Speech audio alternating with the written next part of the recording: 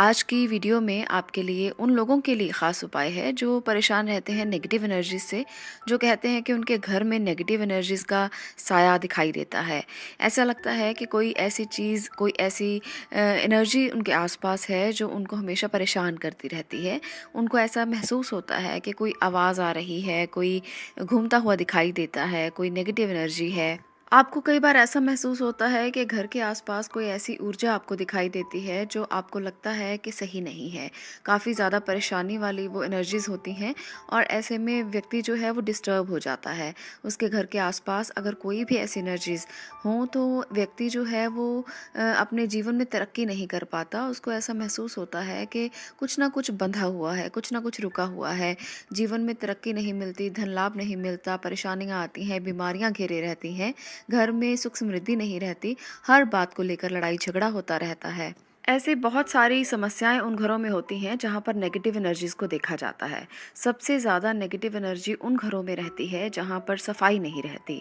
इस बात का आप ज़रूर ध्यान रखें क्योंकि ये बहुत कॉमन बात है। और जहां पर आलस बहुत ज़्यादा होता है, जहां पर काम करने का मन नहीं करता, वहां पर भी नेगेटिव एनर्जीज जो हैं वो अपना घर बना लेती हैं।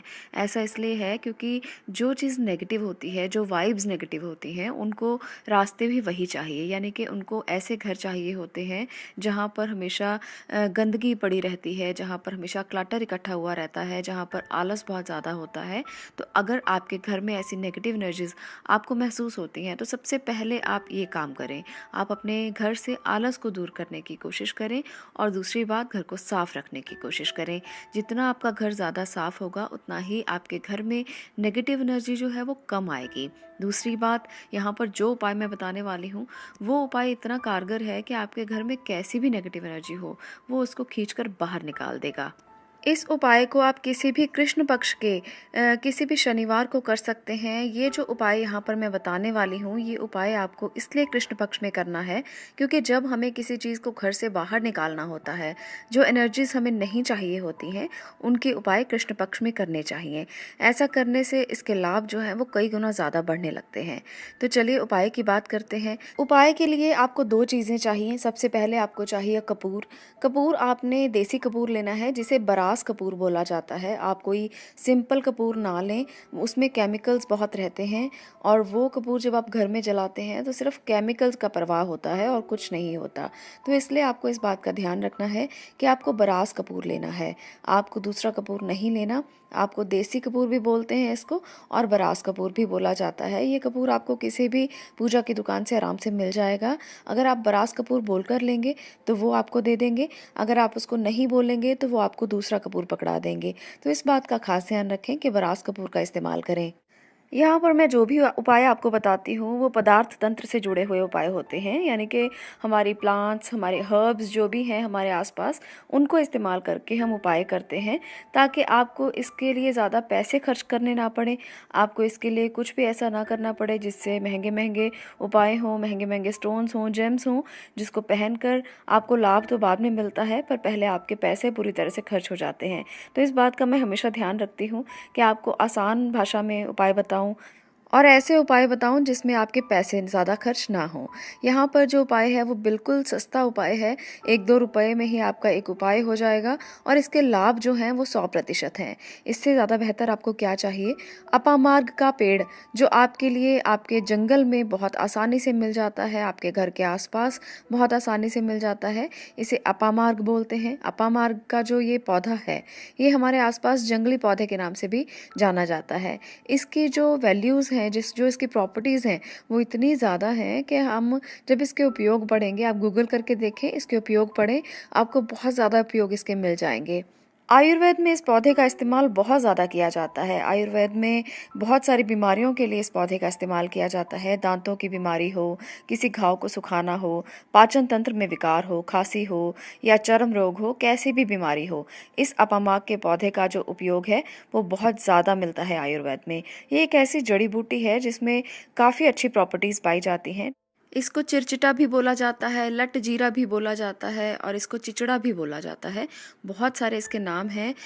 किसी जगह पर कोई नाम इस्तेमाल होता है और किसी जगह पर कोई नाम इस्तेमाल होता है। तो आप इसको गूगल करके सर्च कर सकते हैं, आपको बड़ी आसानी से मिल जाएगा। अगर आपको नहीं मिलता तो किसी नर्सरी से मिल जाएगा। आपको इसका जो नाम है वो वॉशरमैन्स प्लांट भी कहते हैं इसको, तो वहाँ पर भी आप देख सकते हैं कि कोई इस नाम से अगर मिल रहा है। तो ये प्लांट आपने लेना है। इस प्लांट को 2 तरह से होता है, एक लाल होता है, एक सफ़ेद होता है। आपको जो कंफर्टेबल मिलता है, इसमें कोई प्रॉब्लम नहीं कि आपको लाल चाहिए या सफ़ेद चाहिए, जो मिलता है आप ले सकते हैं। बेस्ट है अगर लाल मिल जाए, तो उसका जो उपयोग है वो काफ़ी ज़्यादा किया जाता है। तो क्या करना है आपने आपने बरास कपूर लेकर उसे एक मिट्टी के मटके में डाल लें, मिट्टी के कटोरे में डाल लें, जो आपको मिलता है, चाहे कटोरा हो चाहे मटका हो, उसमें कोई रिस्ट्रिक्शन नहीं है। आप उसमें डालकर उसमें आप सूखा हुआ अपामार्क लेना है। अपामार्क को आप सुखा लें, अगर आपको सूखा हुआ नहीं मिलता तो इस पौधे को ले आएँ और घर पर इसको सुखा लें कुछ दिन के लिए।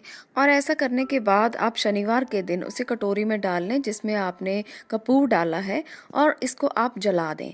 आप एक बात का ध्यान ज़रूर रखें कि जब आप इसे जलाएं तो कपूर आप ऊपर से भी डाल सकते हैं। इसको पूरा जला दें ताकि इसकी जो धुनी है आपके घर में अच्छे तरीके से आए, और इससे आपकी नेगेटिविटी देखेंगे कि कितनी ज़्यादा अच्छे से दूर हो जाती है। आपकी जो भी समस्याएं हैं, धीरे धीरे वो सब समस्याएं समाप्त होने लगेंगी। ऐसा नहीं है कि इसका एक प्रयोग करने के बाद ही आपको आराम आएगा। देखिए, नेगेटिविटी जो है वो कितनी भी ज़्यादा हो सकती है। तो कृष्ण पक्ष के समय में जितने भी शनिवार आते हैं, आप इस उपाय को ज़रूर करते रहें। और इसके बाद जो भी आपका मटका है, आप उसे हर शनिवार को बदल ज़रूर दें। आपको इसी मटके का इस्तेमाल नहीं करना है, आपको नया लेकर आना है और उस प्रयोग को बाद में दोबारा से करना है। हर शनिवार को करें जब तक आपको लगता है कि आपके घर से नेगेटिविटी जा नहीं रही। आप देखेंगे आपको कितना रिलीफ फील होगा। आपको सारी प्रॉब्लम्स आपकी हल होती हुई दिखाई देंगी।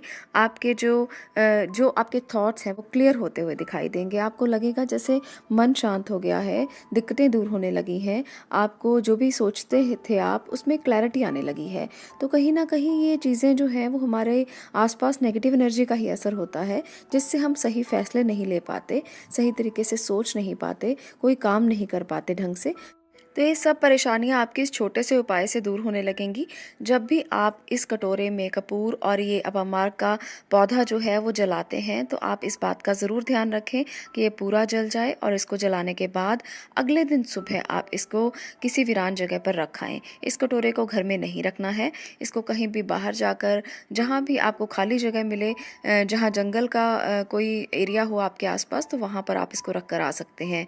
और अगली बार जो है नया कटोरा लेकर फिर से इस उपाय को करें जब तक आपको रिलीफ नहीं मिलता। तो बड़ी सिंपल रेमेडी है, कुछ खर्चा नहीं होना, कोई पैसे नहीं लगने। तो अगर आप इसको करते हैं तो देखेंगे कितने आपके जो प्रॉब्लम्स हैं वो घर पे बैठकर ही ठीक हो जाएंगी।